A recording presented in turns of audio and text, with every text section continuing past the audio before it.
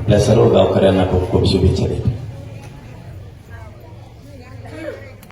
महाराष्ट्राची धाकटी पंढरी श्री क्षेत्र नारायणगडाचे मठाधिपती आपले सगळ्यांचे गुरुवर्य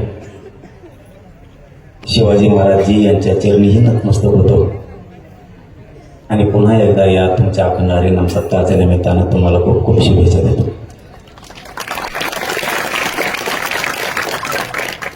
मला आता लोकपूर सुट्टी द्यायची, गणसांगीला आणखीन एक सप्ताह आहे.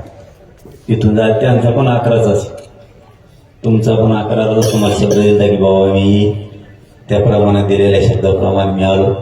फक्त आता लय वेळ थांबून धरू नका, कारण तिथलं पूर्ण कार्यक्रम तो सुद्धा रोखलाय. मला बाबाजीचा शब्दच डावलता येत. आपल्या सगळ्या गावकऱ्यांना तर शुभेच्छा दिल्यातच. आता ह्या व्यासपीठावर काय मला बोलतात नाही, तुम्हाला जे ऐकायचं ते, कारण वारकरी संप्रदायाचं व्यासपीठ, या वारकरी संप्रदायाच्या व्यासपीठावर आपण एका जातीचं नाही बोललं पाहिजे. इथं सगळ्या जाती धर्माचे लोक एकत्र येतात, गुण्यागोविंदाने नाचतात. त्यामुळं दुसरे खूप व्यासपीठ आहेत मला बोलायला, तिथं सगळ्या जाती धर्माचं बोलता येतं. इथं एका जातीचं नाही बोलता येत. तुमच्या गावात मुली निघाल्या का? नाही, मग तुमच्या नामचं सारखंच आहे. आम्ही तेच राहिलो, मिळवायचं आपल्याला ते. तेवढा मात्र एक संदेश तुम्हाला सगळ्या गावकऱ्यांना देतो. आपलं तळेगाव आणि तळेगाव परिसरातले गाव, आता इथं काही प्रश्न आहे का राजकारणाचा? सगळ्याच्याच पोराला आरक्षण लागणार. मग काँग्रेसात राहा, नाही तर बेसरमात राहा, नाही तर भाजपमध्ये राहा, कुठं राहा, नाही ते शिवसेनेत राहा, आरक्षण तर सगळ्याला लागणार.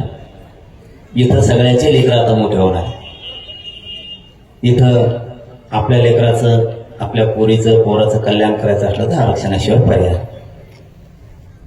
आता सगळ्या मराठ्यांनी पुन्हा एकदा तुटून पडलं पाहिजे, कारण झालं ते झालं. आता विषय ते राजकारण झालं गेलं संपलं.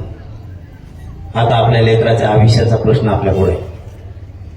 त्यांना आरक्षण असल्याशिवाय ते मोठे नाही होऊ शकत. आसपासच्या गावाला जिथं जिथं आरक्षण मिळालं त्यांना फोन करून विचारा, प्रचंड फायदे झाले त्यांच्या लेकराच्या.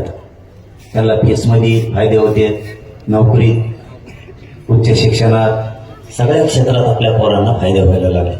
म्हणून आरक्षण खूप महत्वाचं आहे. यासाठी आपण 25 ऑगस्ट 2025ला पुन्हा एकदा आमरण उपोषण अंतरावली ठेवले.